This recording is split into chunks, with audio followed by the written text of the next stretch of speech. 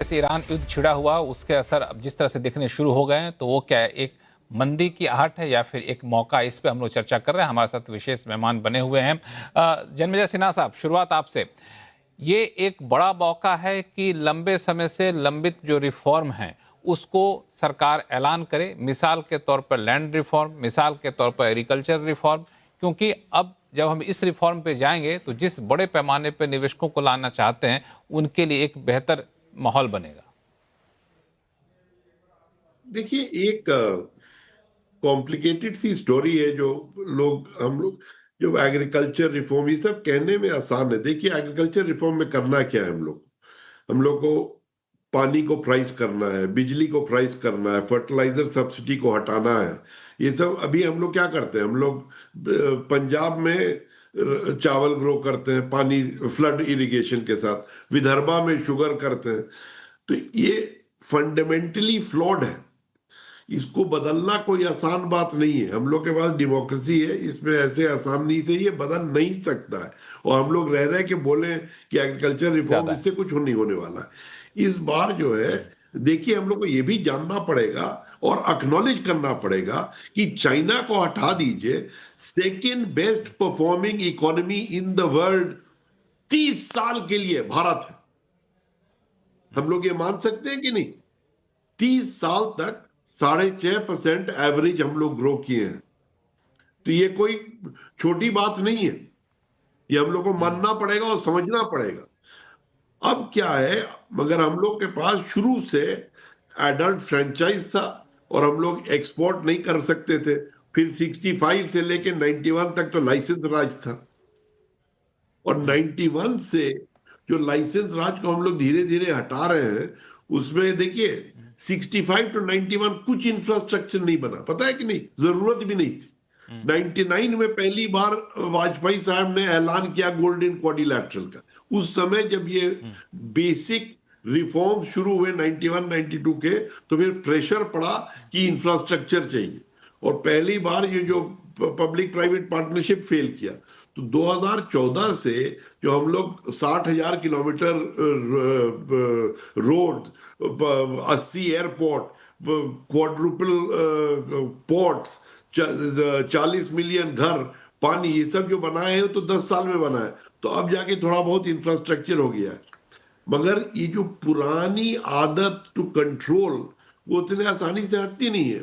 इस बार क्यों, क्या बेट, बहुत एकदम भयंकर बेट है एफटीए का कि अब ये खुल जाएगा। तो इंडिया को सरवाइव करने के लिए उद्योगपति को तो, अभी तक आर&डी में हम लोग कुछ खर्च नहीं करते थे, क्यों खर्च करें? रद्दी प्रोडक्ट बनाकर इंडियन कंज्यूमर को बेचना था। मगर अब इंडियन कंज्यूमर भी 10 साल से क्वालिटी को सूंघ लिया है। मगर जो क्वालिटी सूंघा है वो बड़ा एक्सपेंसिव है। जो आप मर्सिडीज इंडिया में खरीदते हैं वो 3 गुना दाम के वही आप इंग्लैंड में खरीदेंगे या जर्मनी में खरीदेंगे। तो अब जो है, क्वालिटी भी चाहिए और दाम को भी कम चाहिए। तो ये एफटीए करने वाला है। ये बहुत बहुत तो भारी हम लोग रिफॉर्म है। इसके लिए, हाँ जन्मेजय सिन्हा तैयार साहब, हो हम लोग जाएंगे। इसके लिए कितने तैयार? हाँ, देखिए नहीं देखिए, तैयार हम तैयार लोग कैसे सब, होंगे? नहीं नहीं, मैं आपसे आप ही से पूछ रहा हूं। मैं तैयार कैसे होंगे? नहीं, उनके यहाँ तो एफटीए के जिस दिन से ड्यूटी कम हुआ तो अपना माल लेके हमारे बाजार में बेचने लग जाएंगे, और हमको अपने इकोसिस्टम को बदलने में तो टाइम लगेगा। जो रिसर्च देखिए, डेवलपमेंट में नहीं किया, रातों रात तो कर नहीं पाएंगे। 91 में कहीं हम आपसे पूछें, जानते हैं कॉपर में कितना ड्यूटी लगता था 91 92 में? 91 में 240%, एल्युमिनियम में 190%। जब 92 में 93 में हम लोग उसको घटा करके 35% किए, तो हाय तौबा मच गया था भारत में। सब इंडियन इंडस्ट्री तैयार थी मरने के लिए।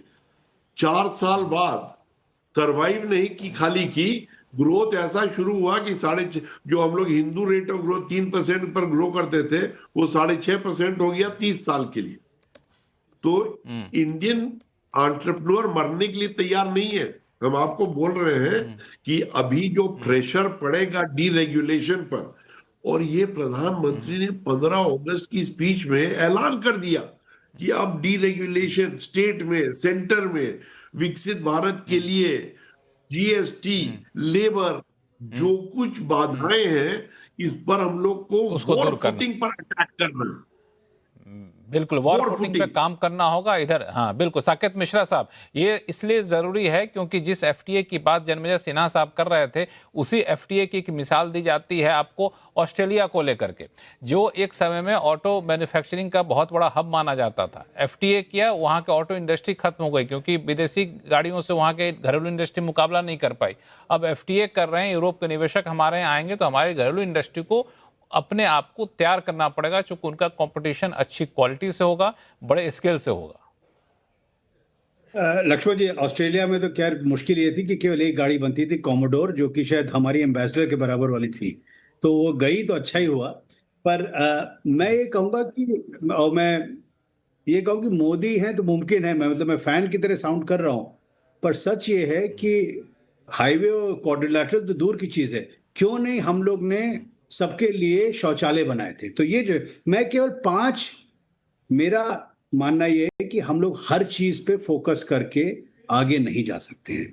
अगर हम चिप भी बनाएंगे, एआई भी करेंगे, कुछ और भी करेंगे, तो हम लोग बिल्कुल कहीं न कहीं पे फिर से बात करते करते रह जाएंगे। कमिटियां बनेंगी, खूब सारी कमिटियां बनेंगी और कुछ नहीं होगा। अगर मैं 5 प्राथमिकता अगर अपनी पेश करूं, पहली है कि फार्मा, कैंसर जैसे ड्रग्स पे, जो कि माननीय प्रधानमंत्री जी ने लाल किले से कहा था कि we want to be the pharmacy for the world. Copy करने वाली नहीं, बायोसिमिलर नहीं, फर्स्ट इन क्लास ड्रग्स हम लोग बनाए। दूसरा, energy, efficiency of transmission and smart usage along with जो जो कोयले से हट करके पर्यावरण फ्रेंडली है।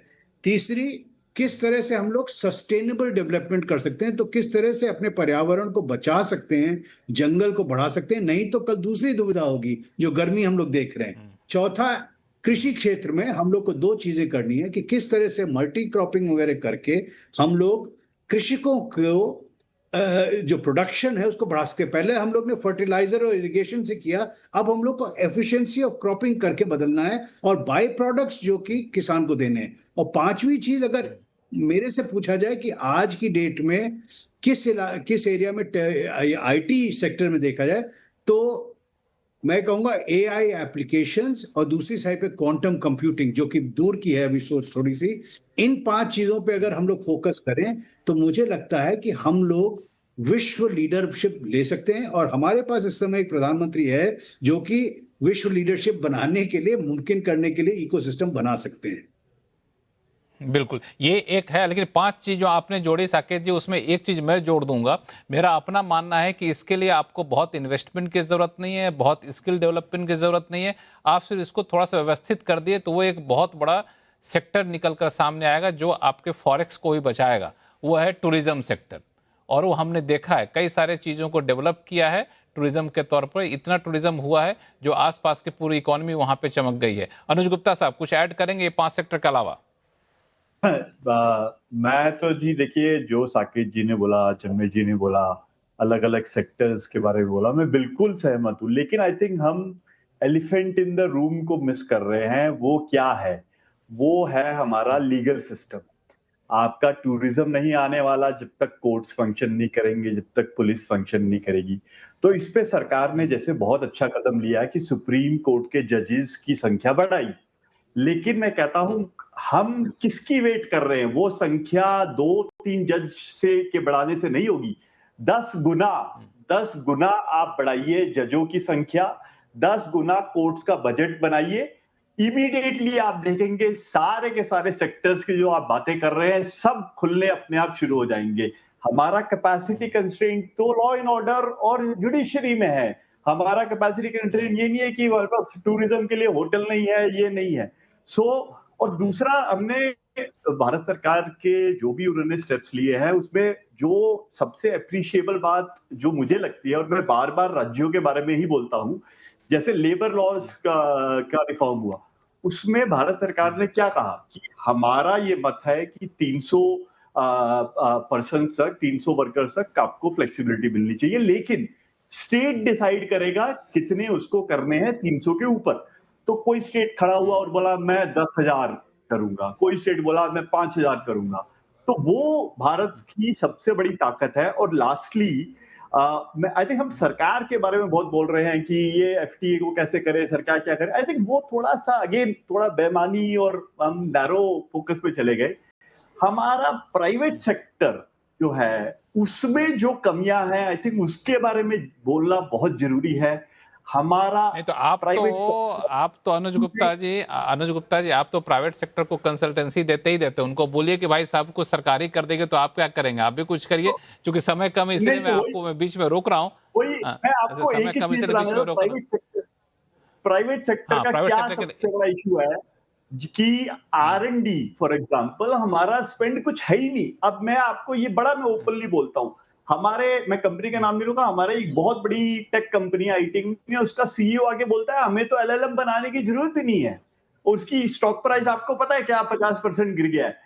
तो ये इस तरह के जो माइंडसेट के इंडियन कॉर्पोरेट उसको यहाँ पे बदलने की जरूरत है। बिल्कुल बदलने की जरूरत है। शिवकांत शर्मा साहब 45 सेकंड आपके लिए, फिर 45 सेकंड सुनील सुवर्ण साहब आपके लिए। शो का समय खत्म हो रहा है। बहुत संक्षेप में, जब तक आप यूनिवर्सिटियों को और उद्योग को आपस में जोड़ेंगे नहीं, जैसे कि अमेरिका में है, तब तक इनोवेशन नहीं होगा।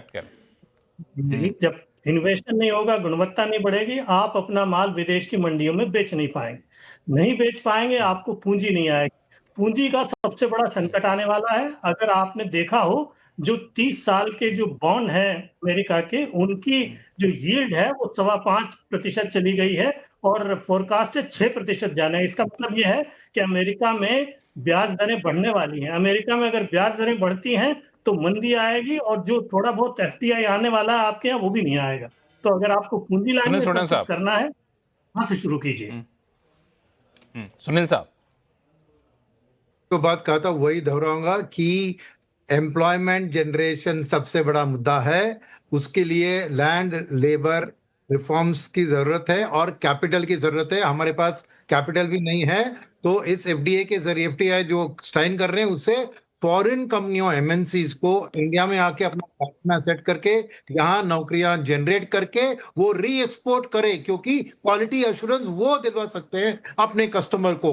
हमारी देश में प्रॉब्लम क्या है कि 140 करोड़ की आबादी में 10% लोग 60% देश के इनकम को हासिल कर रहे हैं, यानी 126 करोड़ का खाली 40% share of the national income, 10% लोग। तो हम एक इंडियन प्राइवेट सेक्टर में we are catering to the low end of the mass consumption, ना ही वहां पे क्वालिटी, ना ही हमारे पास वो टेक्नोलॉजी करेंगे। तो फॉरेन से हमें कैपिटल टेक्नोलॉजी चाहिए, कैपिटल चाहिए, उसके लिए हमें लैंड और लेबर रिफॉर्म्स को आसान करना चाहिए ताकि वो आए।